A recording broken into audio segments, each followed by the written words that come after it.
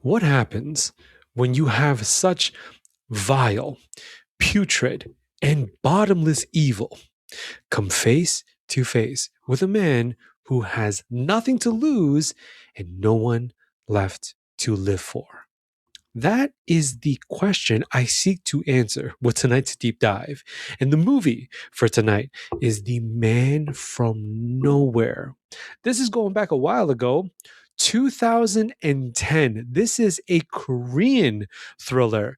And I don't know why the Koreans are so good at making these visceral, brutal films on the human condition and just general evil.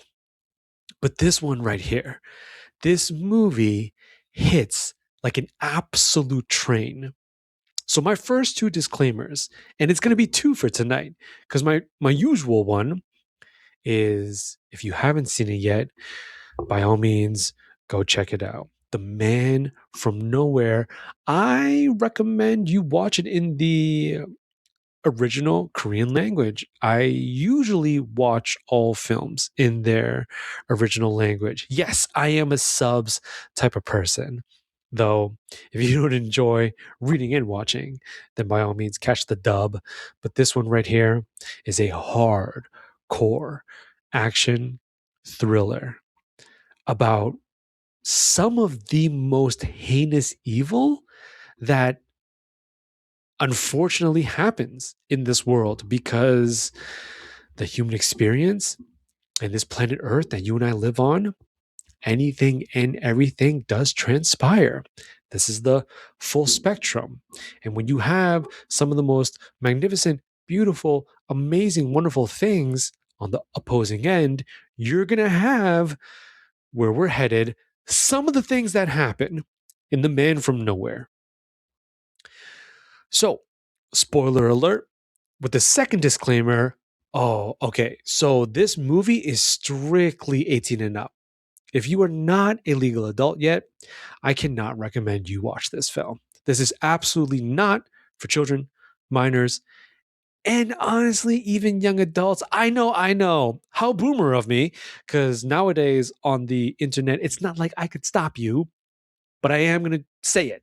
So, with those two disclaimers out of the way, let us begin, brother. Holy schmoly. The Man from Nowhere, 2010. And we have the main character. I may be completely butchering it, but I think his full name is Tai Sik Tia. Okay, something like that. I'm just trying to say it the way the Koreans say it. And there's no way I'm going to say that for the rest of tonight's episode. So I'm going to call him Tae-sik. Tae-sik's the main character. That's our boy. This is the protagonist right here.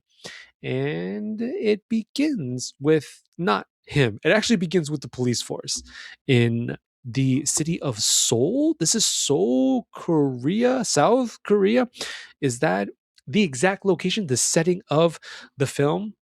They're definitely in a major Korean city, and we are met with typical, stereotypical gangsta underworld criminal vibes. That's how everything gets kicked off.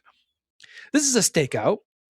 We see a whole bunch of cops, and right off the bat, we're seeing them really working just another shift, just the usual for these guys. And it is a sting operation. That might not be what this is called.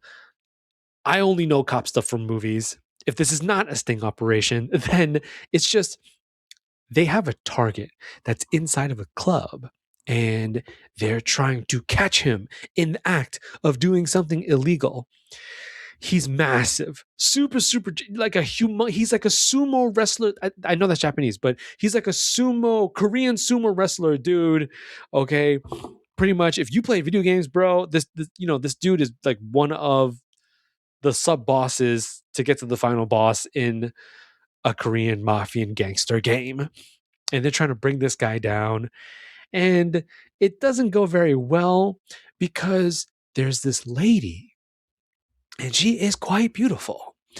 And she appears out of nowhere. Well, obviously, not out of nowhere. She is a employee of the club. She may be a dancer, she may be a waitress, not too sure, but baby girl was there at the right place at the right time for her. Lord, this could not have gone any worse. But for whatever reason, her decision that she made was she was the outlier. This almost this plot device to immediately change the scene's trajectory, because everything happening so far in the opening of this film is just, pretty standard. You got your good guys and you got your bad guys, and they fight. They literally, the cops rush the club to try to catch this guy, and it doesn't really work out for them until the boss arrives, the captain, I believe, of the police squad. He's, just he knows what he's doing. He's a veteran. He's definitely not no rookie, and he's able to wrangle the big sumo dude and bring him down. But unbeknownst to all of them, while this is happening, this woman steals the goods. She runs off with the evidence. And the evidence, now, I'm not sure, but I'm from the way that she consumed it in the following scene. This is heroin. So this is hardcore stuff that's being pushed around in The Man from Nowhere. And she takes all of it. It's pretty crazy. She has an accomplice as well. It seems to be her lover. And then, I immediately got this vibe. He's driving, and she's literally, I'm pretty sure she's faded, and she's literally just, like a rag doll outside the window of a car, and they're driving away thinking, oh, we got away with it. We got the goods, and forget the whole police situation. Let them deal with it. And I already got this really ominous feeling. This is absolutely not going to go well. Yes, we got some Bonnie and Clyde vibes right off the bat. This man and this woman, clearly lovers, getting away with just these massive amounts of heroin. But all right, we'll see where they take it from here. And right there, the movie shifts to our boy. We finally get the first cut of the protagonist, Tae-sik Chie, but to help me out, Tae-sik. Tae-sik, a man who I believe would very much identify with the whole vibe of American society in 2026, as it is just really common nowadays for many men to be, just like this fellow, a lone wolf. He is very quiet, very reserved. He seems to be quite introverted. Now, we're going to find out exactly kind of what, oh boy, really shaped and molded his personality, his mannerisms, just the whole demeanor of this guy. We get that. But before we understand why, it's just, you can observe, it seems to me, the main character of this film is just very naturally introverted. He's, I wouldn't say he's necessarily an overthinker. We wouldn't be able to know, but he actually doesn't have that much dialogue. He doesn't say much throughout the movie. He's one of those, a very silent and stoic, reserved main character. And that's exactly how we meet him. He's very humbly running a pawn shop. That's what this fellow does. He opens up, he plops down behind the booth, and he waits for people to bring him. It's an interesting line of work. He just waits for people to bring him, luck of the draw, whatever people want to get some money back for, trinkets and personal items and some jewelry and just knickknacks and just, I don't know, just people's stuff. They go to Tae-sik and they're just like, yo, what can I get for this? And that's this man's life.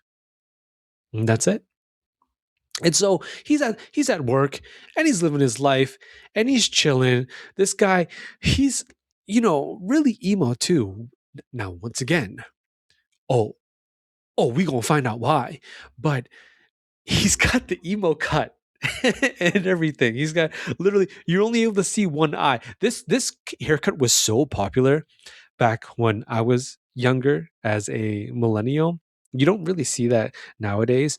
I think nowadays it's all broccoli tops. That is the new wave. But this dude is rocking the classic emo cut, kind of long hair, cuts off at his cheeks and his chin, and you just see one eye. Like, how do you even do that? I don't know what kind of gel he's using to style so that it parts just so that he can see out of one eye, so he's not actually blind, like what I'm saying, like one of the Adams family members. And enrolls the second, in my humble opinion, the second most important character of the film, kind of the second main character. And it is this little girl.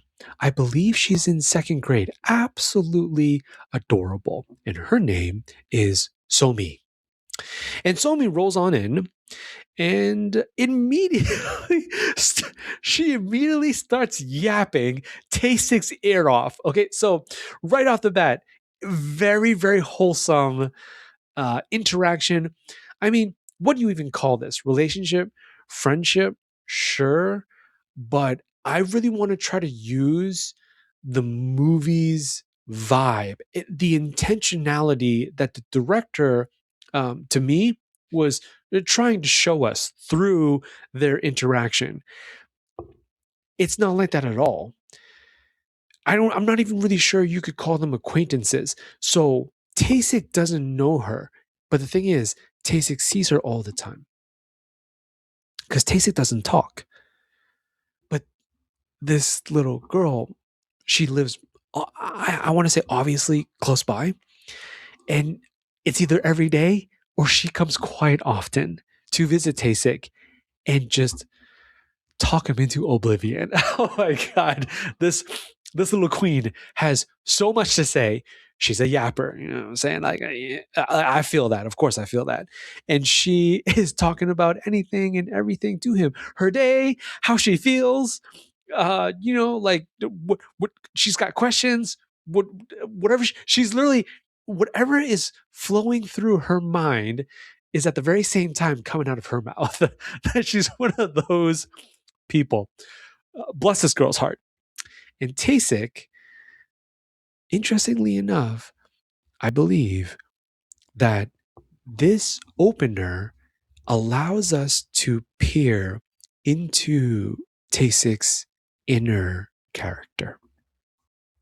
We finally get a glimpse of the type of person that he really is. And I love this stuff because remember, he doesn't really talk. Like that. So she pulls up, yappity yap yap yap. He is right. He's not saying. I mean, I think he says a little bit. Like he replies with like one sentences and like one word answers and whatnot. And even when they go, I think he sees either he sees she's malnourished or she was kind of just like, I'm saying, you got any food, you know? And so he invites her in and they have lunch, I believe, together.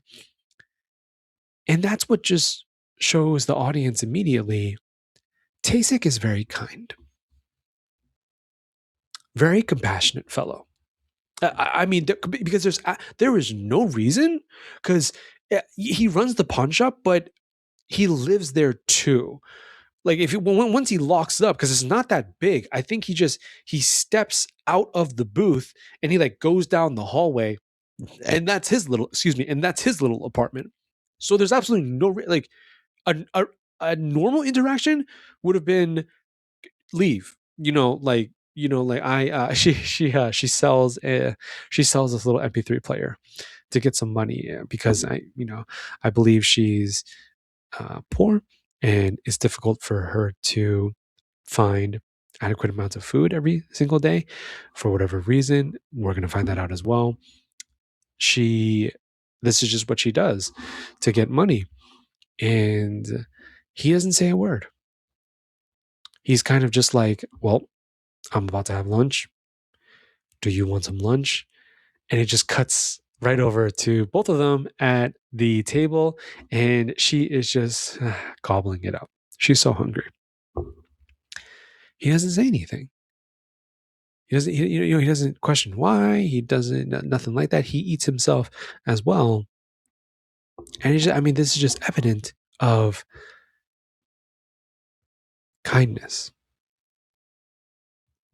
It is very humane of Tae-sik to treat a stranger like this. Now, of course, anyone's heart is going to be a little bit more tender when it's such a young girl. But in general, that's awesome. It just exhibits fine character within Tae-sik. We already have these kind of hero vibes bubbling from I don't know. What do the youngins say nowadays? His aura, okay? His presence. Great. Not so great when Mama Bird arrives.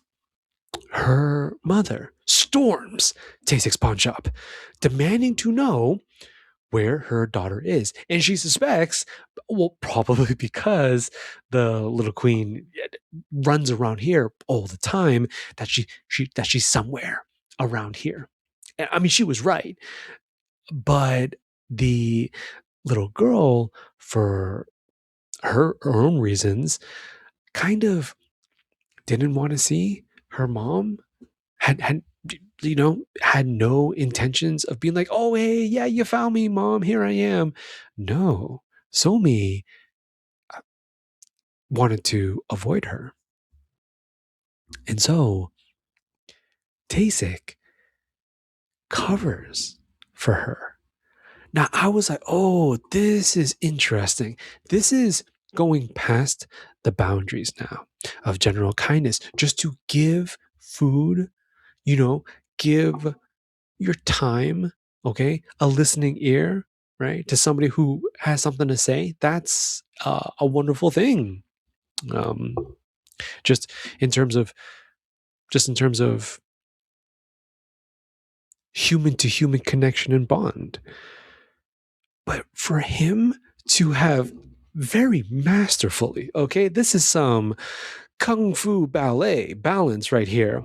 He tips the bowl that Somi is eating off the table while simultaneously having the door closed enough the mother can see his face but nothing else, so that when he does finally open it up to show her no one else is in my apartment, it is to cover the fact that Somi is literally under the table continuing to have lunch.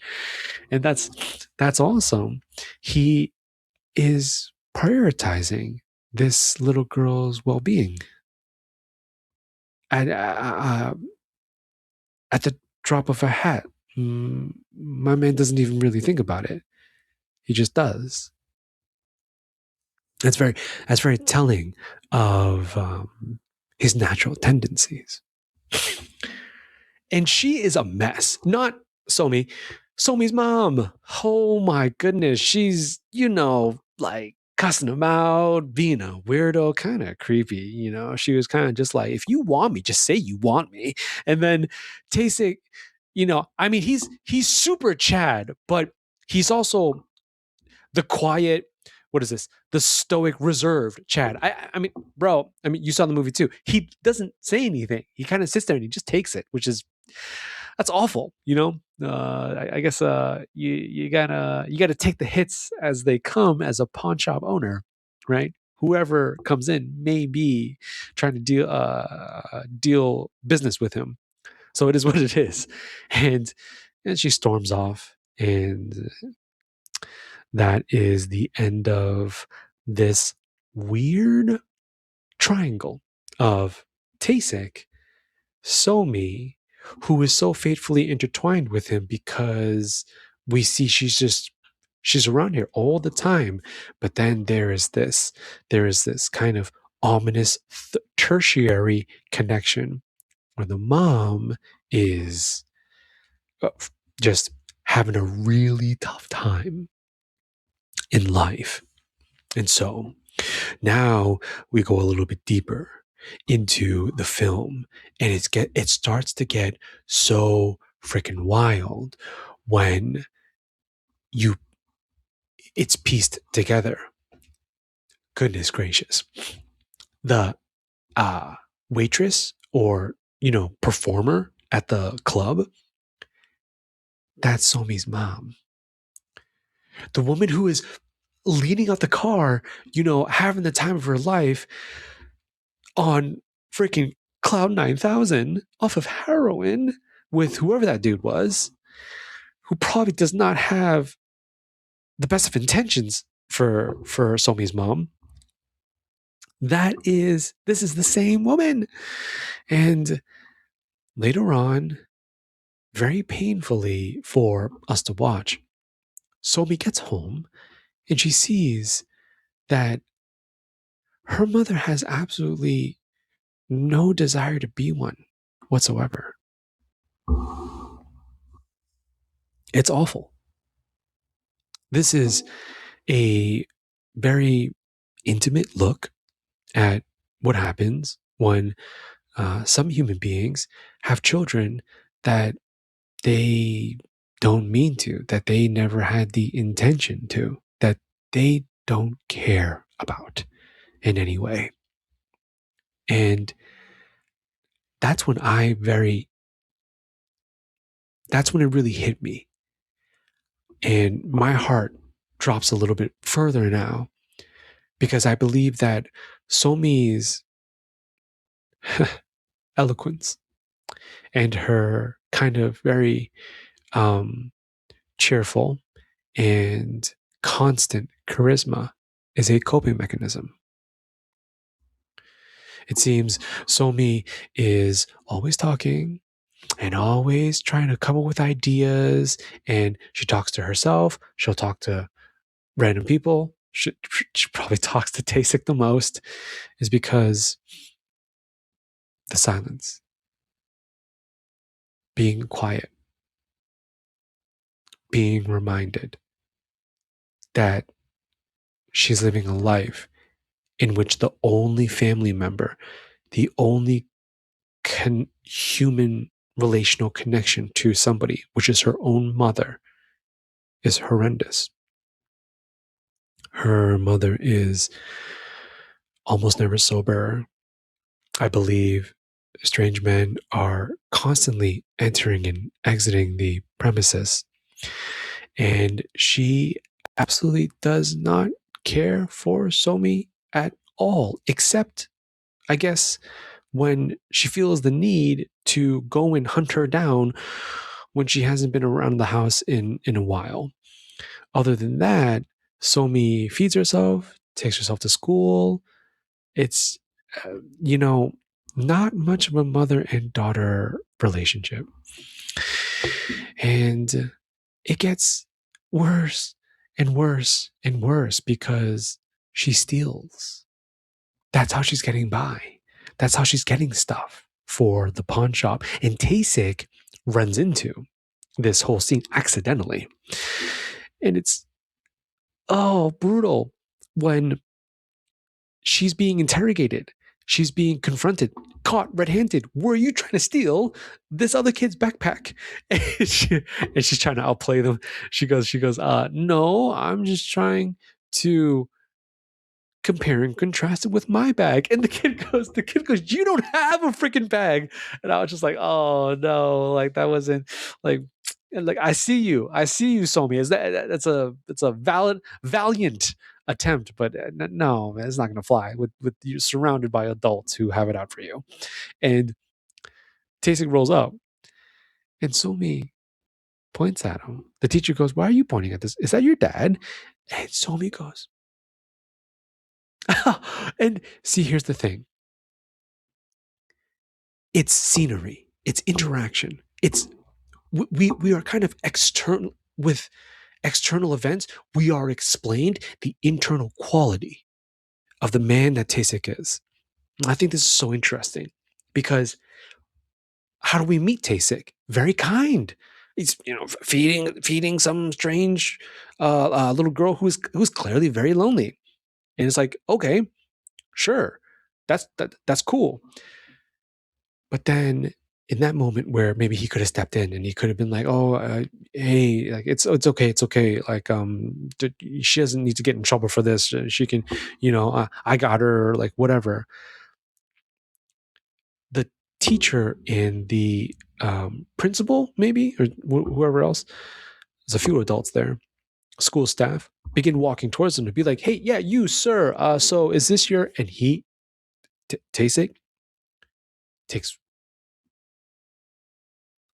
kind of a longing glance at Somi. And to me, Tasik's eyes were trying to say, Somi, sorry. I'm not that guy.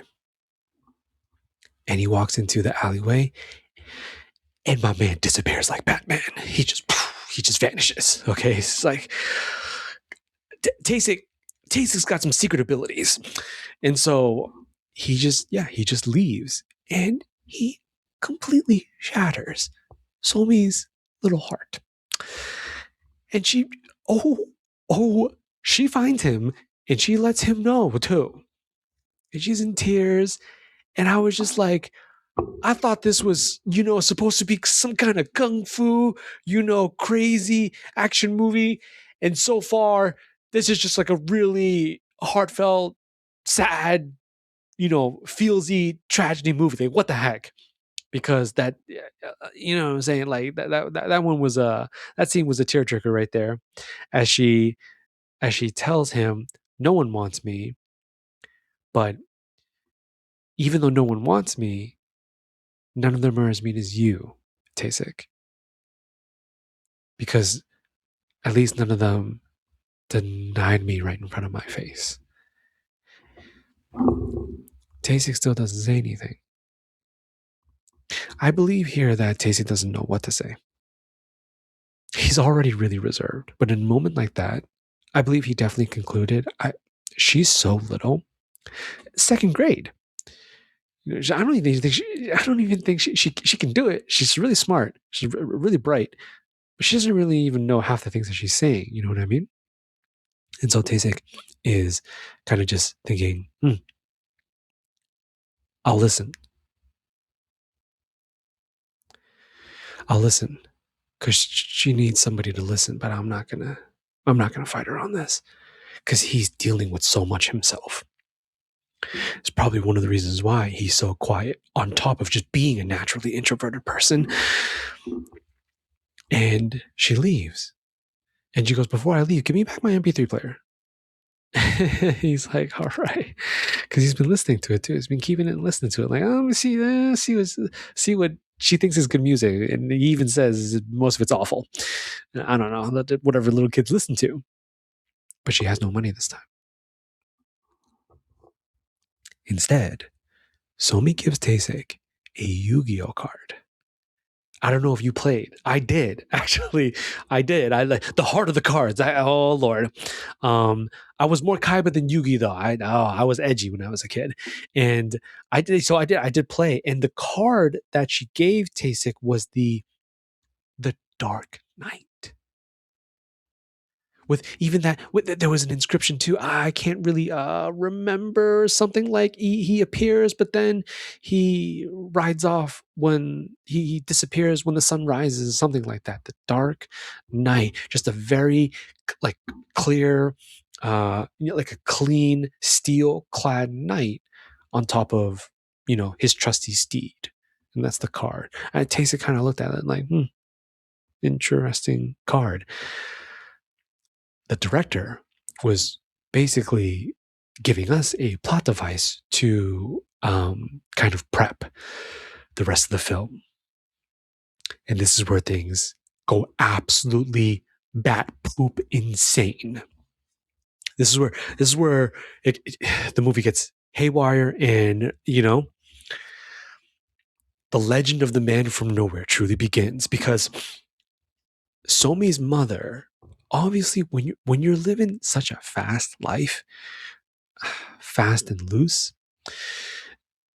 it's going to catch up with you eventually. And it absolutely did. Hardcore, kind of typical though. I don't know too much about gangs. I don't know if you do, but Asian mafia, and so this is the Korean mafia. There's Chinese mafia too, but they were just doing business with Chinese mafia. The uh, villains of the movie are revealed, and they're two brothers, Man Seok and Jong Seok. I'm gonna call them Man and Jong. Two brothers, as cruel, sadistic, just hedonistic, uh, awful, really almost demons kind of masquerading as men. These guys are bad news. You don't want to cross them, but I don't even mean it like that. You literally don't want to cross paths with either of these guys. And they are the ones who have arrived. One of them, I believe Jung, was at Somi's house. Why? Because all that heroin did not belong to Somi's mother. And she didn't, I don't know, got rid of it, or, just whatever she did with it, sold it, or, gave it to, she may have given it to, like, I believe that man was her boyfriend, the driver in the car. And, which is worth a ton of money. And obviously, using it as well. So she was just super freaking faded off of it too. And they're there and they are torturing this poor woman to get the, to extract the information out of her. Tell us where it is, what you do with it, give us all the details, who, what, where, why, how. And she's not sober. She's in a ton of pain because of what they're doing to her with the blow dryer, bro. Oh my God. That's just, I didn't know that was a thing. I didn't think they got that. I knew they get hot, but when you hold it, it's what is this? This is pretty much what is this? What are those cattle iron, prodding iron, whatever those things are called, to mark the cattle. That's pretty much what this is. This is what they're doing to her. And so he walks right in on all of this, right in the middle of this, and then we meet so it's very evident that Tasik is special. He is special forces. That's special. And there's really only one other man that no one's on Tasik's level, but the one who comes closest is the gentleman that Jung brought. And they nickname him the Viet Cong. Okay. He speaks English. He's the only one who speaks English in the movie, unless you watch dub. And he is there. And it's interesting because he is kind of psychopathic to me.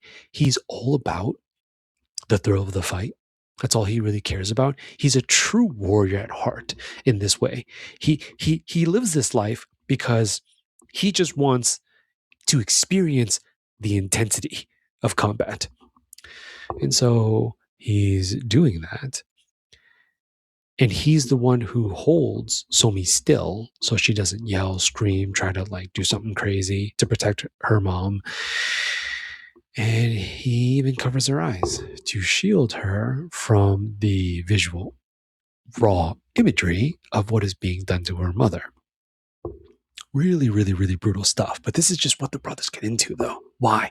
Because they run a mafia organization that profits. This is some serious Epstein stuff right here. I didn't even mean to do that, but because I haven't seen this movie in at least a decade or something like that.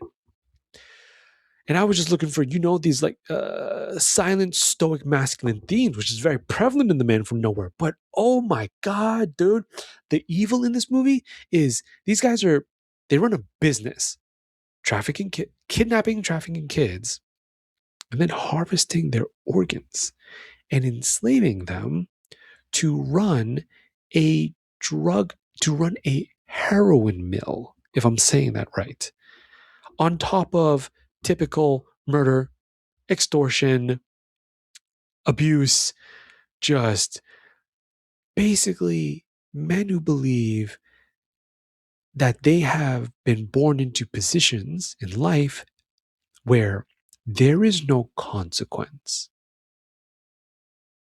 for their choices and their decisions. There is nothing wrong with how they live and what they do to other people to have the best time of their lives in the specific way that they see fit.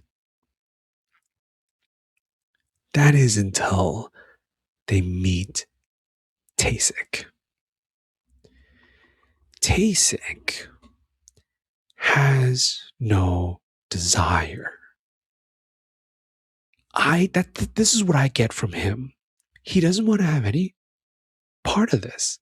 He understands this world is very evil, but Tasik is a very broken man, though, because we come to find out Tasik lost everything while giving everything. He was a man who, what was his specialty in Korean special forces? So not only is he's a walking weapon, he's lethal, he's masterfully trained in close quarter combats, all sorts of firearm and gun combat. And he specialized in assassinations, coups d'etats. He was a drill instructor for other special forces agents. That was what he did. He's all his files and all the information about him is government classified. There's a lock on his civilian file, the police who find out, because obviously they run into each other and he keeps escaping because he's freaking, this dude is Asian Bruce Wayne, okay, who did not have an Alfred to help him channel it, you know what I'm saying, to crime fighting. No. His story is too tragic. It's so tragic to the point it breaks him. It makes him cold. He doesn't care about anything or anyone from that point forward because everything was taken from him. What was taken from him? His wife and his kid, his unborn kid. Literally just got the news. He's holding the sonogram, anagram, whatever I don't know exactly what it's called, but when you go and get a picture of the baby while it is still in the womb to see it, that black and white picture, his wife went to go get it. And it's adorable, and she had it. And when he gets to the hospital to pick her up, they have a beautiful moment, a heartfelt moment, where she was just like, look, we made life. His wife was like, I'm so proud of this. And Tasik, a man of a few words, all he said was, may I hold both of you. And he gives his wife a big hug. That is the scene. That is the last tender moment he gets to have with her before she is brutally taken away from him. Perhaps the only solace is, I believe, in the way that she passed it. It was instant, so it was painless for her. There was no torture. There was nothing crazy like that. A rival assassin, it seems, some special forces agent sent from another country, I think, was sent to take him out because of his profile and his history of what he's done. One of his enemies found him and attempted the assassination by first ramming a semi-truck into the vehicle, parked vehicle, where his late wife was waiting for him. And he saw it in slow motion. It's so painful because the guy gets out the car to take shots at Tasik, and Tasik doesn't even care. It's, these bullets are grazing him, going through him. It doesn't matter. He can't help but take.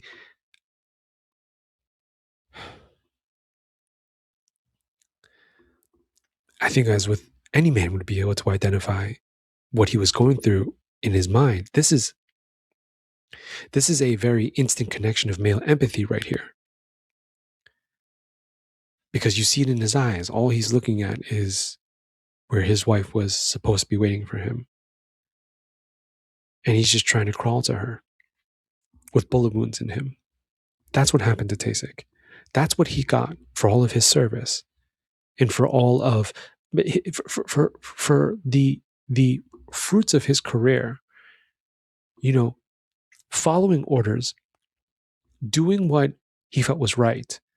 You know, helping the Korean government, you know, thwart evil and capture bad guys.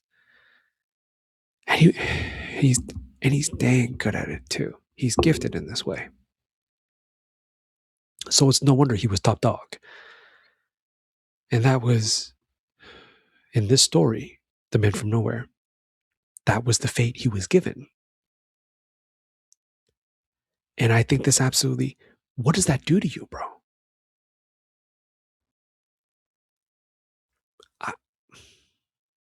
I think that for a lot of guys, you wouldn't even want to be here anymore. I'm on YouTube, so I believe you know what I mean. You would just leave. You would just be like, I don't want to wake up anymore. This is crazy. I'm out. But for whatever reason, Tasik stayed. He seems to be maybe to honor his wife in this way, because maybe he's a man that believes if she were here to tell me how to spend the rest of my days without her, she'd most likely say, please find happiness again, because she loved him so much. And so maybe that's what he's attempting to do, but it's an uphill battle, and Tasik's losing. So he gets real quiet. He withdrawn, reserved. You know, he doesn't really. It's just wake up, pawn shop, eat, sleep. Wake up, pawn shop, eat, sleep. He doesn't care about anyone or anything. Somi. But Somi, he has a soft spot for. I believe because I'm not sure if this is confirmed, but the unborn child may have been a girl. If they had lived, perhaps Somi is a similar age to Tasik's daughter. Oh, well then now we clearly see why Somi melts his heart. And what happens to Somi is she gets entangled in the web of evil run by Jong Seok and Man Seok. Jong and Man. And these guys are as scum as it gets. They're both different though in this way. It's interesting. They're two phenotypes of when men give themselves over fully to sin, evil, and vice. If I'm remembering which one's which, Man is kind of the head of all of it. He's the brains of the operation, while his brother Jong is kind of his accomplice, his sidekick in this way. And Man is he's very tyrannical, very much a dictator. His way or the highway. I mean, his way or the graveyard for everything. He has no respect for anyone but himself. He's very numero uno. And in this way, completely narcissistic with 100% what seems to be a superiority, maybe even a kind of like a god complex with the way that he walks around, you know what I'm saying? His poop don't stink, and the way that he treats people. Now, his brother, Jong. His brother's more interesting to me because Jong, everything he does, the way he speaks, the way he acts, his brother, every single scene we see him in, what is this guy up to right now?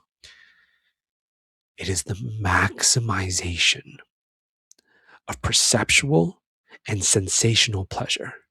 That's Jong. He's here not for a good time. I believe Most human beings are trying to be here for a good time. Jung is here for like the ultimate time. He needs to be as high as possible, feeling as much pleasure in the moment as possible to an absurd point. He's in a hot tub with several chicks. And I'm thinking to myself, brother, you making out with one of them. So the other six, you really just hired there to sit and vibe while you do that. It's like he's very like, what can I do to make me feel good as much as possible at the expense and the cost of everyone and everything around me? It doesn't matter. So this seems to be the true consequences of unchecked and how should I say, all encompassing hedonism. This is the type of man that you get when all there is to life is pleasure and feeling good. Okay? I'm not just talking about sex. There's plenty of that. But he's gotta look good. He's, he was like, oh, I just bought this Dolce and Gabbana. He's gotta be, always he delights in the suffering and misery of others. You see, this is very evident as well. He plays with all the people that he tortures in the movie. He's the guy that goes to do this. So, yes, in this way, also very sadistic, a true sadist. And that's these two. These are the two brothers that run the entire criminal organization that are the reason Somi gets kidnapped. They are the reason Somi's mother is killed and sold for profit. They are the reason there are all these little kids, super young, adolescent children, working in heroin laboratories to the point where they can no longer stand. Even that is a profit play for these guys.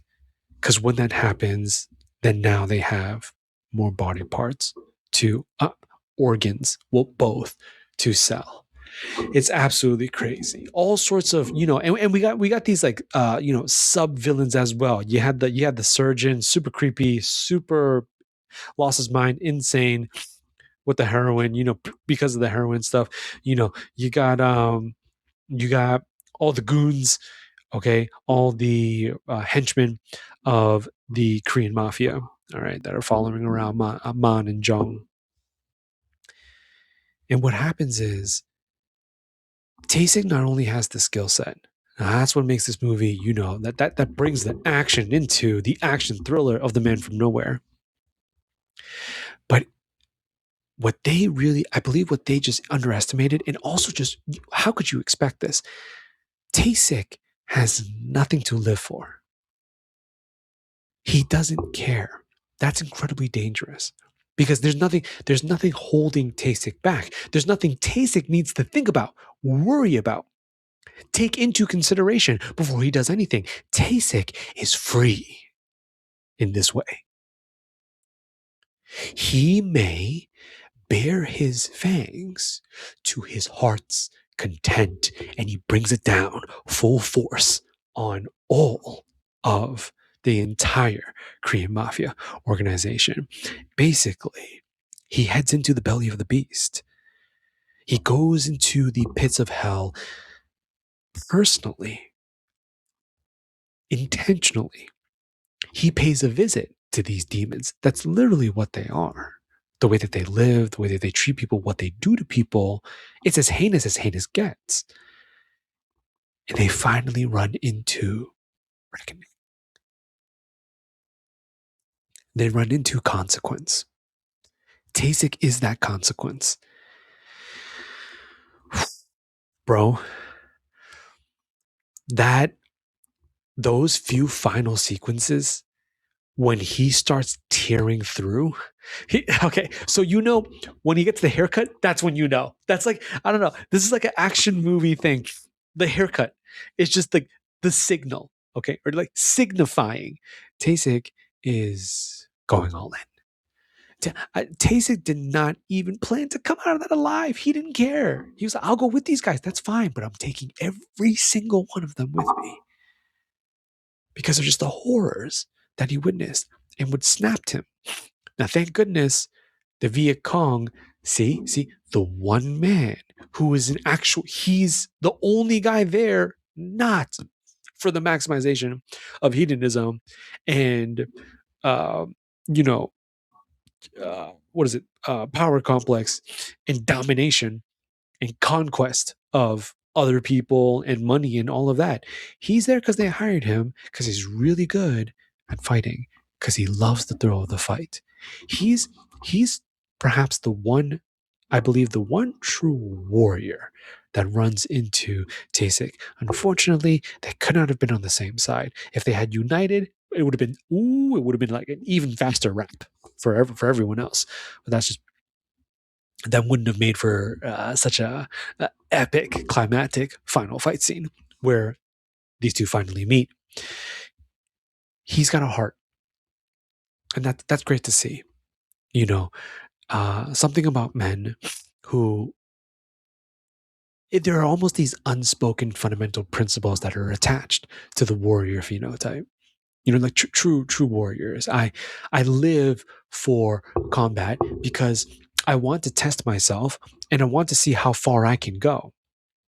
I want to see how good I can get in life, in the art, in the skill of you know um, engagement to the death with another human being. And that's why he takes no pleasure, nor does he even want to see the bloodshed of innocents. And so, bless the director for doing this, bro. Because if he hadn't of, then maybe this movie would have broken me harder than it did.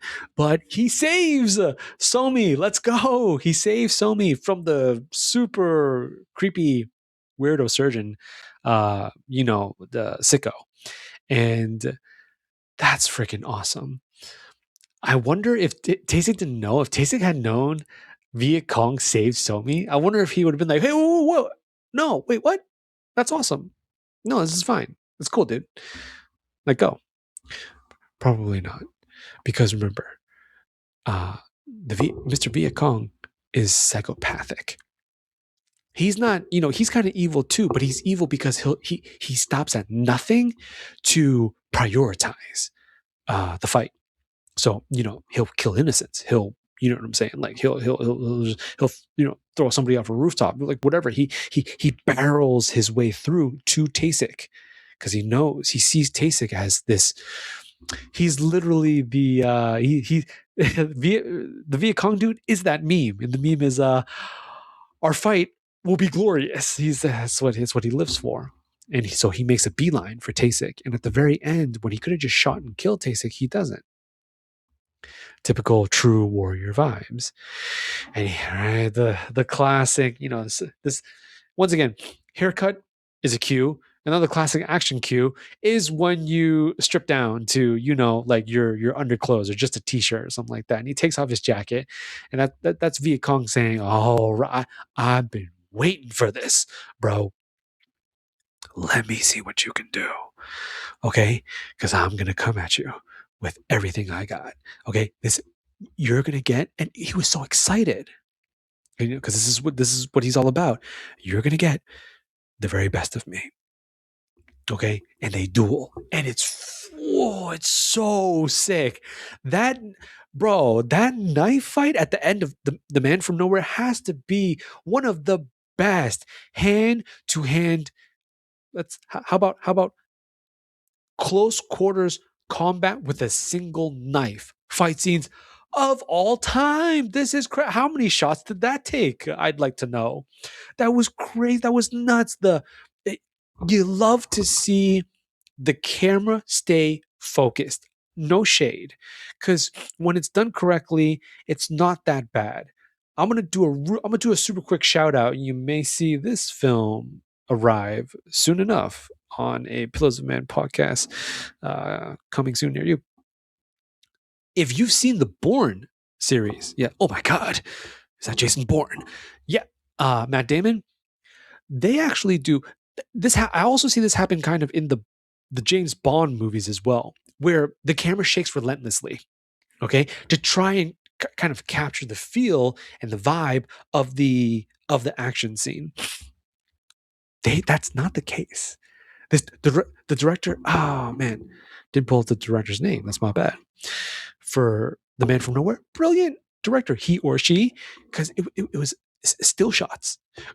Well, to capture all the movements of both the actors and the choreography, brilliant, because you really get to see every parry, every block and cut. It's just two guys with one knife each, right? That is as close as close quarters combats get. It's brutal. It's very almost ritualistic. It's it's I mean, uh going back, spanning all of human history. You want to talk about a classic showdown between man and man with no machine. Okay? Just pure primal and physical skill. And Viet Cong's good, dude. Right? Viet Cong smooth. He's trained. You see it. He's experienced. Okay. This guy is a beast in and of his own right. Tasik's too much. Okay. Tasik is just, he's a hurricane almost. And Viet Cong got caught in the eye of the storm. It just towards the end, those flurries, okay, the way he bit the way he disarmed him and then brought it back into him. Oh my God, he outplayed him so hard. This is for me because I love anime. Well, I mean, I love martial arts and action and all that good stuff. Like I just basically Tasik was like, because you want it so bad, I'll give you a glimpse of my final form. That was the only time he ever really brought it out. Okay? Because, no, you might not agree with me, but dude, come on, bro. After Man is done being a butthole and he tricks, well, actually, Man didn't even know. No one knew. No one knew. Only Viet Cong knew. So he thought that he was giving Taisik Somi's eyes to really try to psychologically break him. Little did he know, no, bro, what you just did was you released the man. Is what you did. You opened the cage. That's what he did.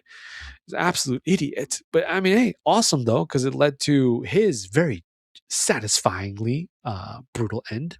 It'd be nice if there was a little bit more pain. I felt like the way Jong went. That was yes. Well done. Kudos to the director. That's how he should have went. Very good. Man got off easy.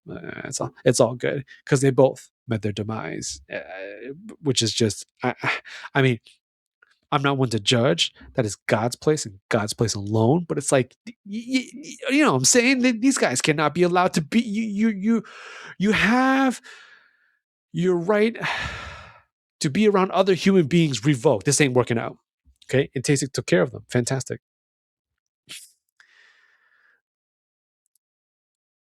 Because when he starts destroying everyone in the white marble, showdown room, what is that? A bathhouse?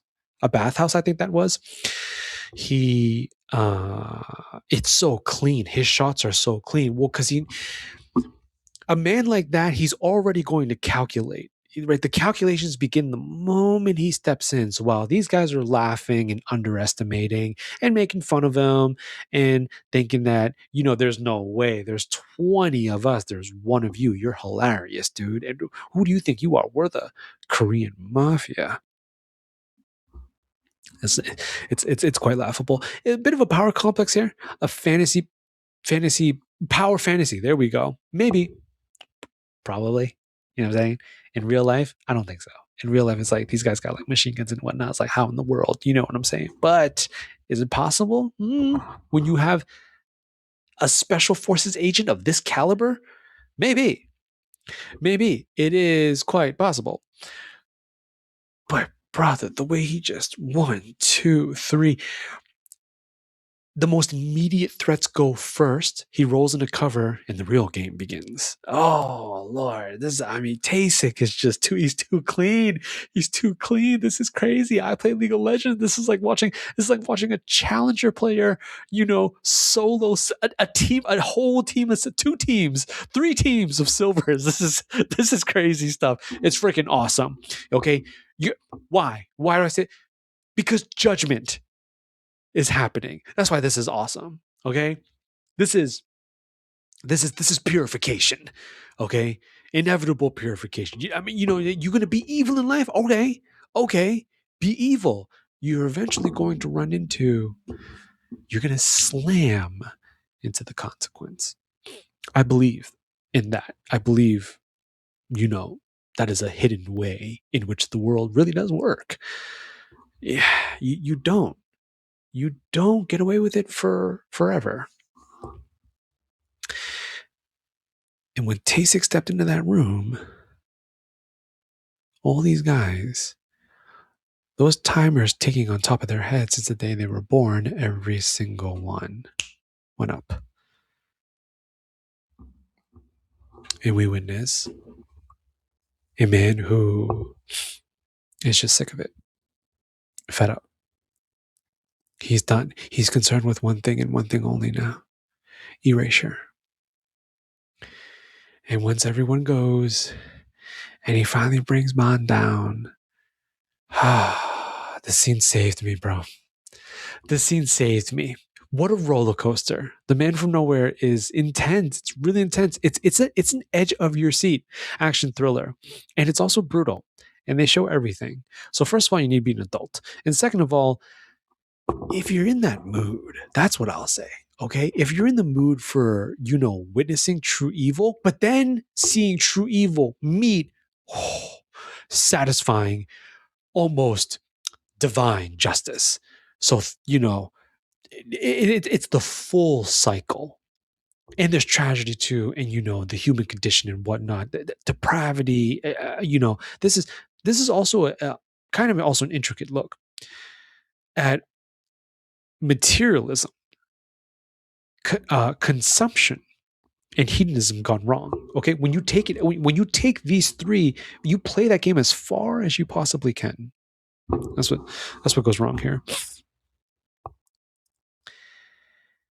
And after everyone has been eviscerated, Tasic falls to his knees. Very interesting scenery right here. Alone, pitch black parking lot, except for a light above him. So it's like one light, almost like a spotlight. For me, the Christian in me says this is almost holy attention. Father and those with him above are witnessing Tasic right now in this moment, it seems to me. And he falls to his knees very dramatically. And he loads his chamber one more time. And I don't know about you. I was like, no, please, brother, please don't do this, dude. You oh my goodness, you are such a I mean, to me, he's basically become Asian Batman. It's like, you know what I'm saying? The world could still use you, brother. No. Like, chill with this. But it slowly raises to his temple. And I braced. I was just like, I don't mean to be morbid, but I really, really didn't want to see him do that. But at the same time, when you and I saw what he had to go through, and then everything he just did, it's like, I don't know. I don't know how criminal justice works. Is he going into the pen for good? If he's not going into the pen, is he going into the loony bin for good? It's like, you know what I mean? It's not looking good for our boy. Unless he gets, I don't know, unless he gets like the best lawyer in the world, and then he somehow finds love again, and then maybe through a new love has kids. Probably not, because a lot of men are diehard in this way, and it's like, if I can't have the one I want to have, then I ain't having nobody. I feel like Tasik's like this too. Maybe I can relate. Maybe most men can relate. So part of me actually thought, if this is what he really wants, then let him be with his wife and his kid. If I were there, I would have been like, no, brother. But do you know what I mean, bro? It's like, in that moment, he's got nothing left, and I really couldn't. I couldn't bear to think, well, if he doesn't do this, what does he have to look forward to for the rest of his life? More misery? Just, you know what I mean? Just wake, punch up, eat, sleep, wake, punch up, eat, sleep. Being buried a little bit further every single day by the memories of what he so dearly lost.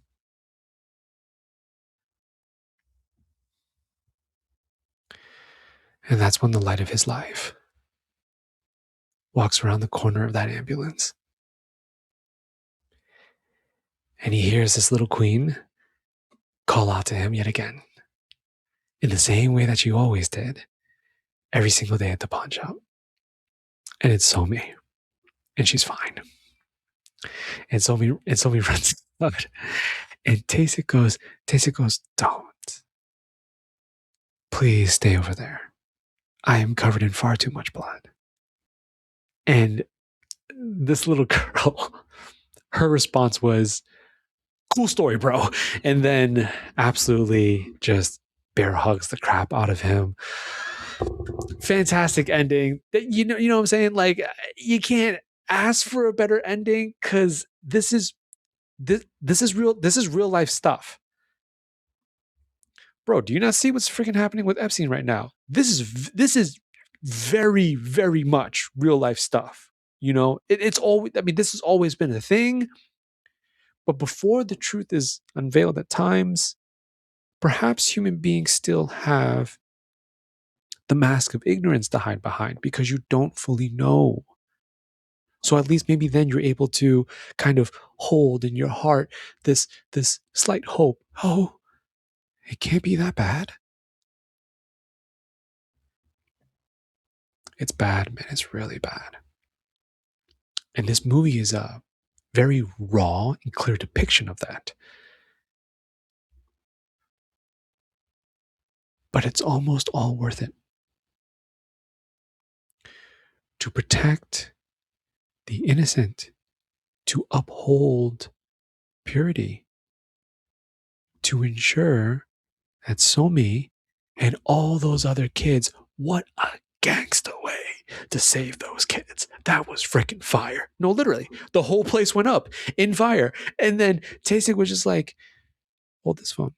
Because say with the trace the call cops, Popo arrived. Oh my God, it's all the kids. What? We've been looking for them for however long. Oh, good Lord, Tasik out here making everybody look bad. It's all good. It's all good for the greater good. Thank goodness. And for these kids, it is all worth it. What? It is, no, seriously, all worth it. I know that's tough, because I acknowledge, I'm justifying. That's a whole lot of bloodshed. That's a whole lot of murder. That's a whole lot of this is evil.